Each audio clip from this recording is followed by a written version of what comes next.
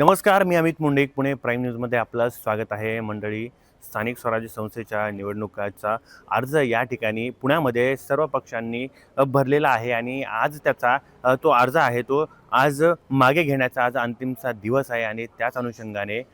पुण्यातील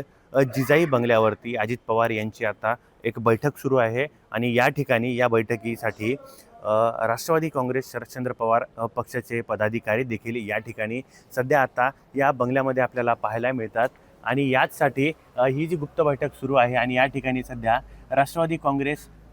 पक्षाचे पदाधिकारी आणि राष्ट्रवादी काँग्रेस शरदचंद्र पवार या पक्षाचे दोन्ही पक्षाचे जे ज्येष्ठ कार्यकर्ते आहेत ते सध्या या ठिकाणी आत्ता आपल्याला पाहायला मिळतात आणि मुख्य म्हणजे या ठिकाणी आता ही चर्चा देखील इथं सुरू आहे की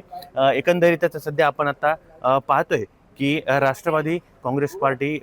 जे आहेत तर त्यांनी अजितदादा पक्षाचे त्यांनी 125 जे एबी फॉर्म आहेत ते कार्यकर्त्यांना दिलेले आहेत आणि एकंदरीतच शरद पवार पक्षाचे जे कार्यकर्ते आहेत तर त्यांना एकंदरीत 60 ते 70 एबी फॉर्म दिल्याचं यावेळी ती सांगण्यात आलेलं आहे आणि अजितदादा यांच्या अनौपचारिक चर्चामध्ये त्या ठिकाणी त्यांनी असं बोलण्यात आलं होतं की एकंदरीत ही जी स्ट्रॅटेजी आहे आमची ही भाजपाच्या विरोधात ही स्ट्रॅटेजी असणार आहे. म्हणजेच एकंदरीत आता अजितदादा कात्रीमध्ये भाजप पक्षाला पकडणार का हे देखील आता पाहणं रंजक ठरणार आहे या निवडणुकीमध्ये. आणि दुसरं कारण म्हणजे आत्ताच्या या बैठकीमध्ये दोन्ही राष्ट्रवादी जे आहेत त्यांचे ज्या ठिकाणी उमेदवार दिले आहेत आणि संगनमत करून त्या ठिकाणी कोणता उमेदवार राहणार यावर आत्ता शिक्कामोर्तब होण्यासाठी ही आत्ताची सध्या ही बैठक सुरू आहे. आणि दुसरं म्हणजे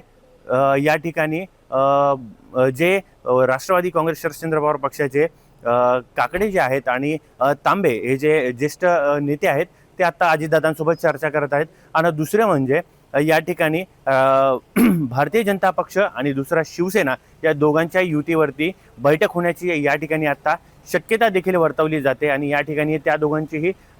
युती होणार का नाही यावरती आज शिक्कामोर्तब होण्यासाठी आजचाही दिवस वाट पाहावी लागेल. आणि याचेच स्पष्टीकरण देण्यासाठी अजितदादा सायंकाळी 5 वाजता पत्रकार परिषद घेऊन या सर्वांच्या जे दिसणार आहे ते आज स्पष्ट दिसणार आहे. आणि दुसरीकडे आणि शिवसेना यांच्या युतीवरती बैठक होईल का किंवा होणार आहे का याचे चित्र आपल्याला आज संध्याकाळपर्यंत सगळं स्पष्ट होणार आहे.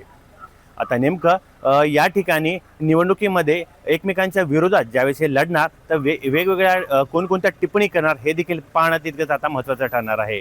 कॅमेरा पर्सनसोबत अमित मुंडे, पुणे.